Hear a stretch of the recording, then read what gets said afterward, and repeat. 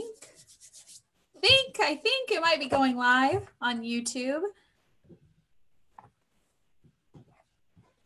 All right. I think I am. Oh my goodness. I think it might be. Let's see hear myself. Oh my goodness. This is my first time ever doing a live by myself, I should say. So I am coming to you live today. So,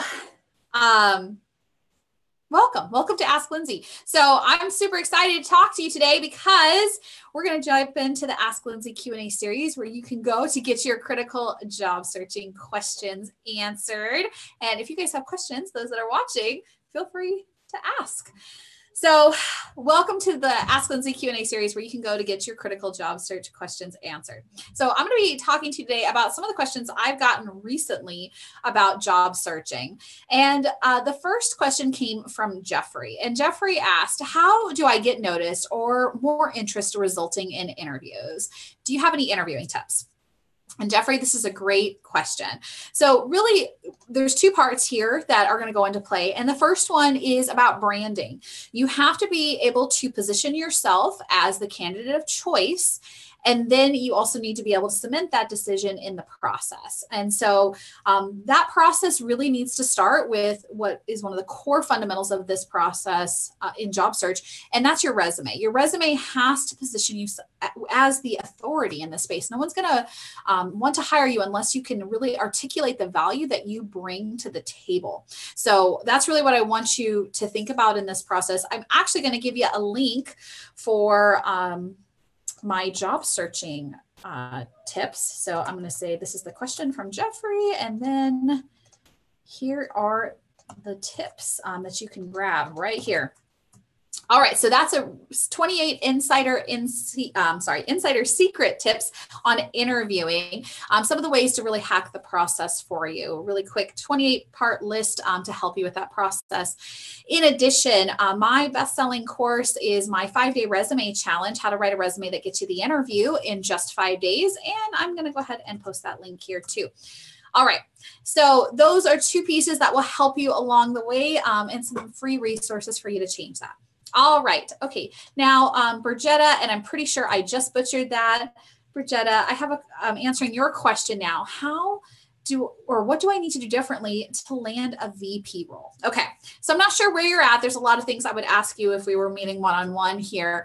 But when it comes to leadership roles, the biggest thing that you need to focus on is being able to clearly and eloquently speak about the impact that you make. And so no one is hiring transactional people in those types of roles. They're looking for transformational leadership and results. So you really need to focus on being able to talk about what you have done quantitatively. So we show impact and scope, and that's by showing and not telling people. What I mean by that is that you tell people about what you've done, but you don't say, oh, I've led project teams. You would say, I've led a 14-person project team that resulted in $14 million in 2018 and reduced turnover by 10% of our existing customer churn.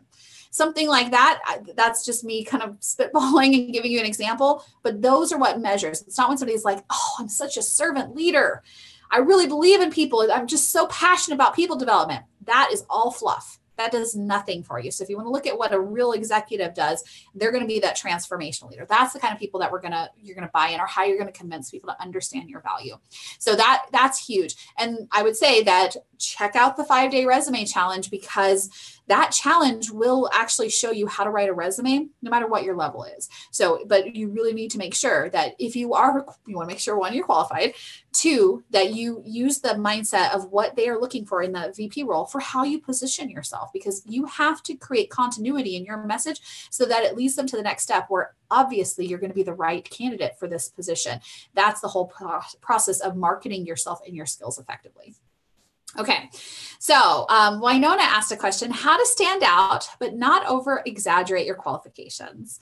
This is a great question, Winona. So when you are actually trying to talk about your qualifications, I'll be honest, women in general have a really hard time bragging about themselves. They do. So I want you to know, I give you permission to brag a little, okay?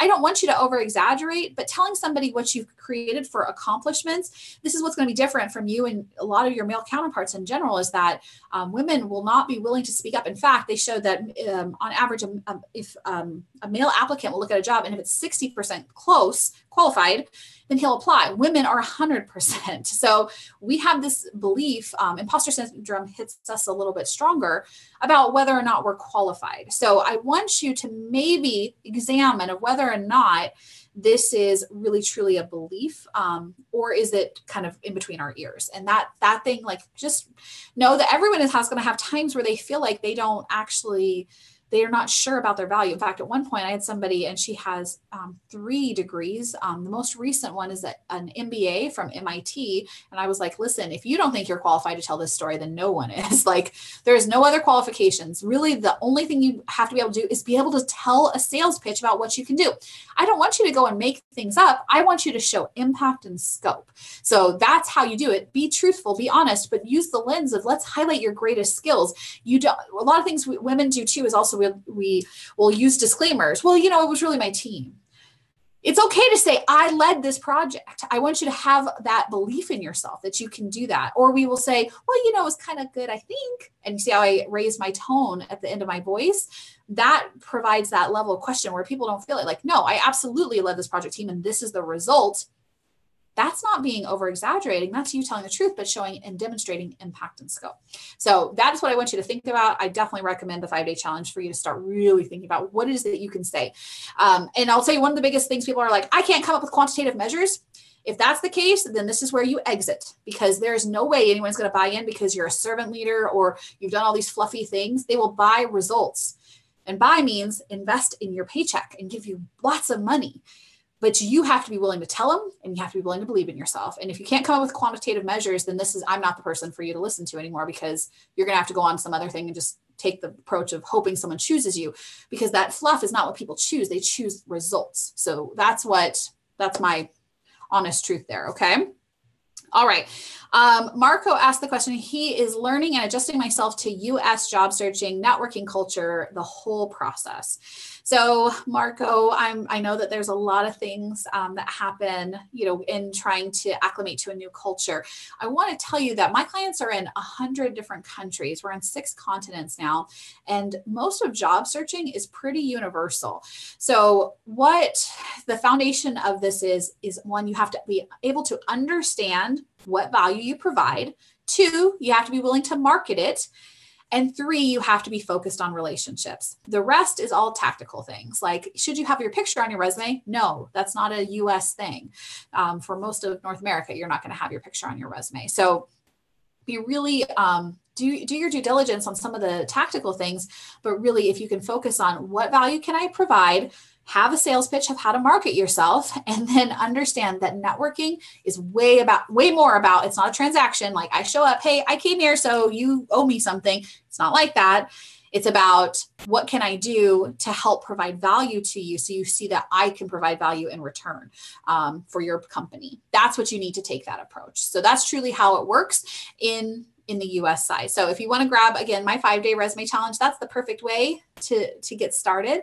And for those that are tuned in today, I have a place for you to ask questions for me. So if you want to be featured on the next Ask Lindsay Q&A, just head over to bit.ly/job search question. Actually, people who submit a question get a free gift from me that's valued at $97. So grab that free gift from me, ask your question, get featured on an Ask Lindsay series. And I thank you for tuning in to me today. So have a wonderful day, and we'll talk to you soon.